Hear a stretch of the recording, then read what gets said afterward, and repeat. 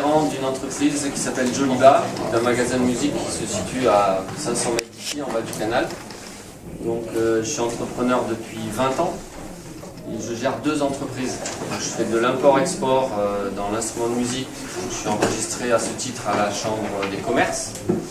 Et je suis artisan dans une autre entreprise, donc je suis enregistré à la Chambre de l'artisanat. Alors je vais faire une petite présentation rapide de ce que c'est pour moi entreprendre en tant que valeur ou engagement. Il y a vraiment une notion de liberté, une notion de prise de risque, d'assumer ses choix, d'assumer ses responsabilités, évidemment d'être un acteur économique et puis surtout de s'inscrire dans une aventure humaine et sociale. Donc ça c'est ce que je suis en tant qu'entrepreneur, mais en réalité c'est aussi très proche de ce que je peux être en tant que citoyen. Et j'ai connu la June à ses débuts, je fais partie des membres coproducteurs depuis pas mal de temps. Et après avoir expérimenté à titre personnel, il m'a semblé plus que pertinent de m'inscrire aussi dans la June sur le plan professionnel. Pourquoi ? Alors il y a peut-être des considérations politiques, philosophiques, mais en tant que citoyen et entrepreneur, comme beaucoup d'entre nous je pense, je commence à mesurer les limites du système économique dans lequel on vit. Et entreprendre, au-delà de ces valeurs, c'est aussi faire des échanges. Et donc pour une entreprise, c'est à la fois avoir des clients, mais également des fournisseurs. Donc aujourd'hui, l'accès à la monnaie, c'est un peu le nerf de la guerre. C'est-à-dire que si mes clients, je parle en monnaie dette pour le moment, n'ont pas de monnaie, n'ont pas d'argent, ils ne viennent pas consommer chez moi. Donc il n'y a pas d'échange. Et clairement, le système tel qu'il est aujourd'hui est très inique, très inéquitable quant à l'accès à la monnaie. Que ce soit pour les particuliers, donc personnes physiques, ou pour les entreprises, donc les personnes morales. En monnaie libre, Yann en parlait tout à l'heure, on trouve là une alternative intéressante. Il ne s'agit pas évidemment d'arrêter l'euro, mais en tout cas pour le moment, moi j'ai ouvert un portefeuille il y a donc 2 mois pour mon entreprise et je suis venu dans le cadre du marché de Noël qui avait lieu ici même il y a 2 mois, présenter un petit stand. Et donc je suis parti de zéro et il y a aujourd'hui sur le portefeuille de Joliba 13 000 junes. Donc je suis un commerce local. J'ai vendu ici en 3 heures tous les instruments. C'est parti comme des petits pains. C'est-à-dire qu'en 20 ans d'activité, je fais aussi des salons, des festivals, etc. Jamais je n'ai connu une telle dynamique au niveau des échanges, bien que ce soit dans un cadre un peu spécifique, mais malgré tout. Et par ailleurs, il y a des personnes qui sont venues au magasin depuis 2 mois pour faire des échanges économiques. Alors ma problématique à moi, c'est quoi en tant qu'entrepreneur? C'est comment j'arrive à échanger dans les deux sens avec la June.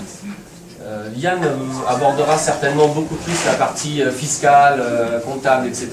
Moi, j'ai plus envie de vous faire partager mon expérience. Je pourrais répondre aussi à des questions, parce que j'ai une problématique de gestion de stock et de comptabilité, bien sûr.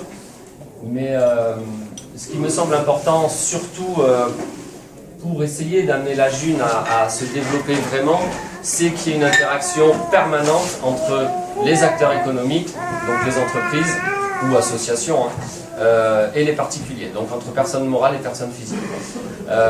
Aujourd'hui, ça se fait beaucoup entre personnes physiques. Il y a des plateformes, j'échange, j'annonce, etc. C'est un peu plus compliqué, mais c'est normal parce que c'est naissant, entre les personnes physiques et les personnes morales. Mais c'est surtout, et moi c'est un peu ça mon cheval de bataille, entre personnes morales.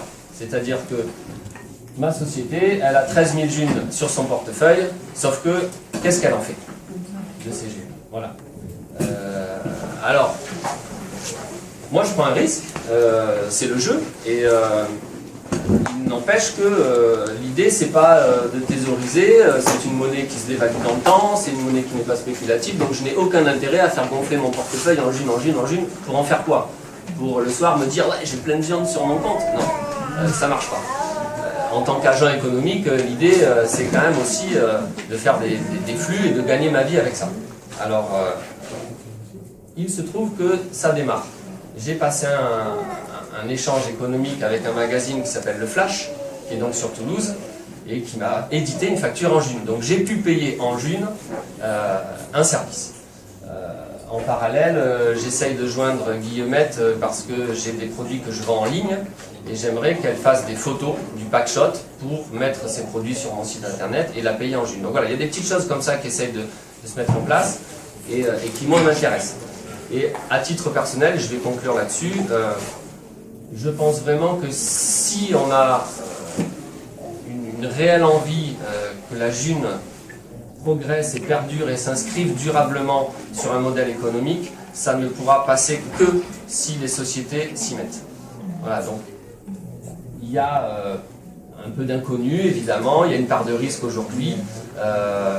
Moi je suis en statut d'SARL, c'est peut-être plus simple, Jao en parlera, pour des auto-entrepreneurs ou des statuts qui sont peut-être un peu plus souples, où on peut réutiliser un peu plus facilement la June qui est sur notre portefeuille à titre personnel.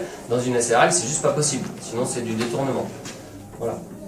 Après, je pourrais répondre aussi à d'autres questions un peu plus techniques si vous voulez. Voilà.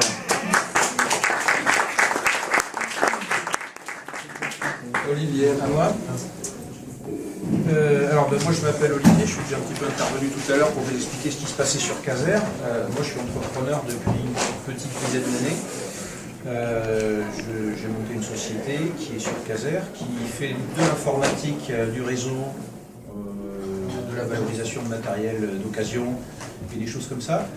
Et je suis rentré dans la June il y a un peu plus d'un an, enfin ça fait 1 an et demi vraiment que je m'intéresse au sujet. Et effectivement, je suis assez David Cédric, c'est-à-dire que... c'est fort ? Voilà. Je suis assez David Cédric, c'est-à-dire que en fait, la monnaie libre ne pourra se développer que si des entreprises s'y mettent. C'est ça qui va leur donner de la valeur. C'est-à-dire que le jour où vous allez pouvoir aller faire vos courses en monnaie libre, d'un coup, l'intérêt d'utiliser de la monnaie libre, d'en échanger, d'en produire, va forcément prendre énormément de valeur, y compris vis-à-vis de gens qui finalement ne se sont pas posé cette question en utilisant la monnaie dette qu'ils utilisent tous les jours et qui l'utilisent juste par habitude. L'idée c'est de changer l'habitude. Et donc pour changer l'habitude, il faut que les gens commencent à faire leurs courses, commencent à échanger des services en monnaie libre. Donc, partant de ce constat, j'ai emmerdé un grand nombre de mes concitoyens entrepreneurs ou associations pour leur dire les gars, vous pourriez prendre la June, ça vous permettrait de valoriser le travail de vos bénévoles dans certains cas, ça vous permettrait de faire des choses. On est en mode vraiment très expérimental sur ce genre de choses, mais à l'heure actuelle, ça a permis de développer et de commencer à faire une offre.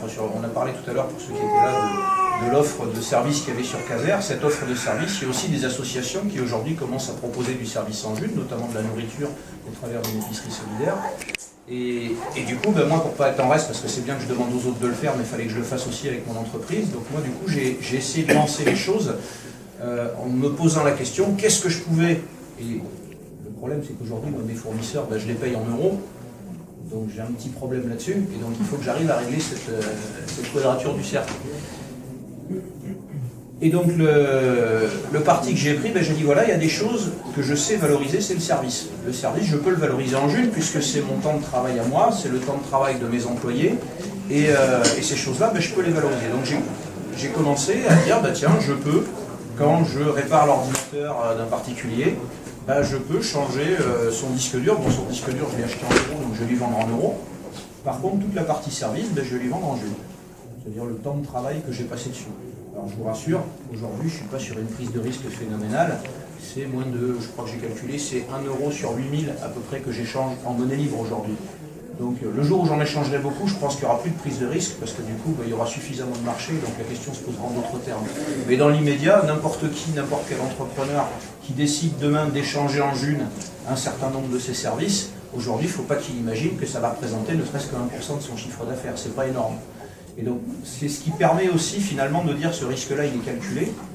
Et c'est ce qui permet finalement de démocratiser un certain nombre d'offres et donc de faire avancer les particuliers dans la monnaie libre, parce qu'il va falloir qu'il y ait beaucoup, parce que les entreprises ne créent pas de monnaie libre, je ne sais pas si vous avez vu, nous quand on a nos comptes entreprises, évidemment on ne crée pas de monnaie libre, donc on ne peut pas échanger entre nous, et donc on a besoin des particuliers qui eux sont créateurs de monnaie pour alimenter ce système économique et pour faire que nous après on puisse éventuellement même, pourquoi pas, rémunérer nos employés.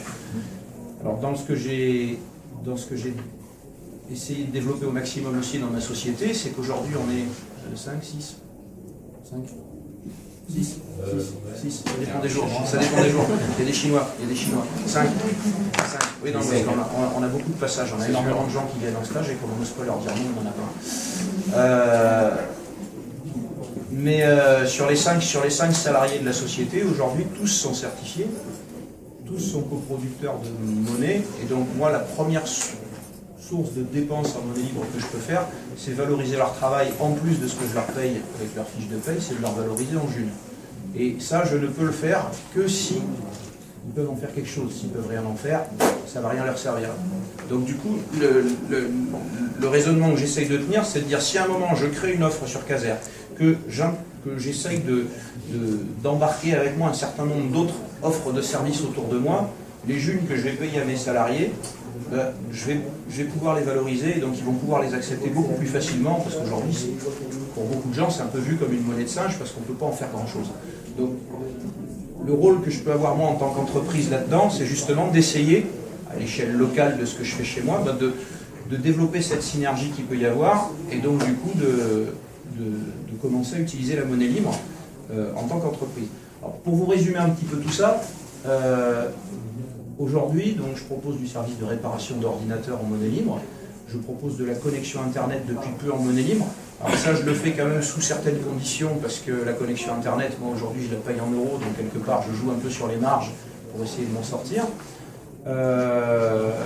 Et après, par contre, ce qu'on fait beaucoup aujourd'hui en monnaie libre, c'est la valorisation de matériel informatique d'occasion ou de matériel informatique qu'on est en mesure de recycler ou de rénover. Donc aujourd'hui, on commence à proposer des services là-dessus. Mais aujourd'hui, je vous rassure, on n'a pas encore trouvé quelqu'un pour nous vendre un ordinateur neuf en monnaie libre. Ça ne s'est pas encore produit. Ça se produira peut-être un jour, on espère, mais ça prend du temps. Que dire de plus?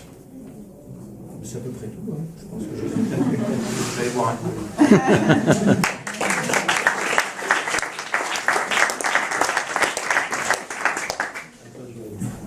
Moi je suis Joao, on a créé Paneco il y a un an et demi. Ça fait un peu plus d'un an qu'on est dans la June. Et on est arrivé à la June parce qu'au départ j'y comprenais rien à cette monnaie libre, et du coup Yann a été patient, il a réussi à me travailler au foie, tu vois. Et un an après, donc on a décidé de franchir le pas et intégrer la June dans Paneco. Et par rapport à la fiscalité, par rapport à la comptabilité, effectivement, s'est posé pas mal de questions, et au final, le statut d'auto-entrepreneur, en vérité, nous donne une liberté avec la monnaie libre incroyable. Une liberté de pouvoir pratiquer, mettre en place la monnaie libre, mais comme on est en auto-entrepreneur, les légumes que j'ai, toute l'épicerie, tout ce que vous voyez sur le stand, c'est quand même acheté en euros. Mais j'ai réussi à intégrer la monnaie libre, c'est sur mes marges, c'est sur mes bénéfices. Au lieu de faire 3 euros de bénéfices, je vais faire 1,5 € de bénéfices. Je garde ce bénéfice en euros pour payer mes charges, les impôts, le RSI, tout ça. Et le reste des bénéfices, je vais le transformer en Jules. Et moi, contrairement à toi, j'ai eu la chance d'avoir Guillemette pour dépenser mes Jules, parce que sur le site internet, toutes les photos qui ont été prises, c'est Guillemette qui les a prises, qui m'a facturé ça en Jules, 100%. Et il n'y a pas que Guillemette que je fais travailler aussi en Jules, on a Lydia, la maman à Olivier, qui me fabrique des sacs pour les clients de Paneco, pour les premiers clients Paneco, on leur offre le sac pour qu'ils ne viennent pas avec des sacs en plastique les samedis matins chercher leurs légumes, quoi. Et donc ça fait tourner la monnaie et on arrive à faire des transactions en June. Et moi, ce que j'aime bien dans cette monnaie-là, c'est pas de TVA depuis 1 an sur chaque transaction en June. Ça représente des milliers de Junes. Pas de banque, pas de gouvernement. Et ça, pour moi, c'est une révolution. Voilà.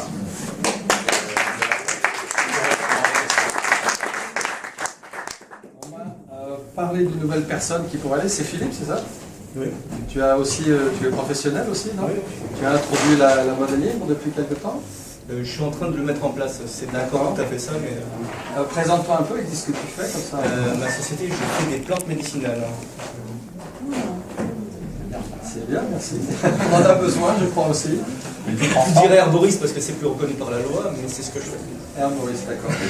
Tu transformes? Je ramasse, je transforme, je fabrique tous mes produits, sans exception. T'as un labo de transformation, quoi. J'ai tout ce qu'il faut. Ah, super. Il faudra qu'on en discute. Je crois qu'on va discuter avec Patrick. Mais c'est sur quel Ah ouais, C'est dans l'Aude, en dessous de Limoux, à Espéraza, exactement. Donc, je vais reprendre la parole. Merci Philippe. On va essayer, bienvenue à toi, et on va essayer dans les mois à venir de vous donner plus d'informations sur tous les professionnels qui rentrent dans la June. Mais effectivement, comme on vient de le voir maintenant avec Philippe, il y a de plus en plus de gens dans le primaire, c'est-à-dire dans l'agriculture, qui rentrent dans la monnaie libre. Ça commence à... C'est d'entreprise, hein. J'ai des diplômes agricoles, mais dans la chambre d'entreprise, dans tout ce qui est agricole, domaine agricole, c'est impossible de s'installer. Alors, on va être tous auto-entrepreneurs, pas de problème. Si c'est par ce moyen-là, on va le faire. Donc, ce que je suis en train de dire, c'est que dans le milieu agricole, il y a des apiculteurs qui vont être bientôt, qui vont vendre tout en june ou en mixte june. On a... Laura, on a une maraîchère, ça fait 1 mois et demi qu'elle est rentrée dans la June et on va pouvoir dégager quelques paniers, peut-être 2 ou 3. Tout en june, voilà. Et on va avoir aussi alors c'est les Pyrénées-Orientales, je ne sais plus très bien, vous voulez peut-être dans l'autre. Il y a un ancien Toulousain qui s'appelle William qui maintenant fait des plantes aromatiques. Il est producteur de plantes aromatiques et il va avoir sa première récolte, ça fait à peine 1 an qu'il est installé. Il va avoir ses premières récoltes et il m'a promis que Toulouse aura des plantes aromatiques en june. Donc je vous en reparlerai bientôt. Ce qu'on va faire maintenant, je regarde juste le timing pour me rendre compte où on en est. C'est des questions-réponses. Je pense que c'est la méthode la plus facile pour pouvoir répondre à vos questions et vous donner des informations. Donc maintenant, posez-nous des questions. De comment on fait, comment ça se passe pour ci, pour ça. J'ai une petite anecdote à vous donner sur le fisc, parce que j'ai bien sûr été les voir. Bien sûr qu'il est fou, je vais voir le fisc.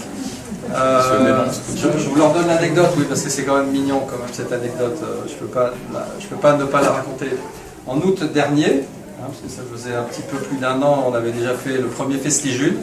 J'ai été voir le fisc de Toulouse. Et moi, j'habite au sud de Toulouse, dans une commune au sud de Toulouse, donc je dépends de Rangueil. Donc j'étais au bureau de Rangueil du fisc. Ça a été assez comique. Je vais vous expliquer ce qui s'est passé. Pourquoi il va voir le fisc déjà? Il est fou. Non, mais c'est parce qu'il vaut mieux prévenir que guérir, il vaut mieux savoir ce qu'ils veulent faire, etc. devant cette nouvelle monnaie. Donc j'ai dit, je vais aller leur parler de la monnaie libre, je vais leur demander, discuter avec eux pour voir qu'est-ce qu'ils veulent faire. Alors ça a été très comique, hein. Je vais vous expliquer ce qui s'est passé. J'arrive à Rangueil, alors quand vous rentrez chez le fisc, il y a toujours un bureau d'accueil, hein, avec des dames ou un monsieur qui vous disent où vous devez aller, suivant ce que vous venez. Donc j'arrive au bureau d'accueil et je lui dis bonjour madame, j'aimerais rencontrer un responsable de votre agence parce que nous venons de créer une nouvelle crypto-monnaie et je veux savoir ce que le fisc en pense et comment on va traiter avec vous. Alors déjà, elle a ouvert la bouche et elle a dit attendez, elle ne m'a pas vraiment répondu, je ne sais pas, elle a pris le téléphone. Alors c'était comme un sketch de Coluche, elle a pris le téléphone, elle a répondu, puis après elle m'a dit premier étage, allez là-bas, d'accord, bien madame. Je monte au premier étage, il y a un autre comptoir, un autre service, un autre comptoir, 2 dames encore là. Je répète ma question avec un peu plus d'explications. Nouvelle crypto-monnaie et tout. Et au fur et à mesure que je disais ça, il y avait les yeux qui s'ouvraient, ils disent attendez, rappelle une autre personne. J'attends là, j'attends un peu plus longtemps. Donc je me rends compte que ça doit être quelqu'un d'en haut, dans la hiérarchie. Donc j'ai attendu 5 minutes là. Et je souriais, j'attendais, elle m'en souriait, ça. Et la personne, c'était encore une dame qui arrive. Et là, elle arrive, oui, de quoi il s'agit? Et elle commence à se présenter de son poste. Alors, j'avais oublié un peu son nom, mais je l'ai inscrit quelque part. avec son adresse courriel, son adresse email.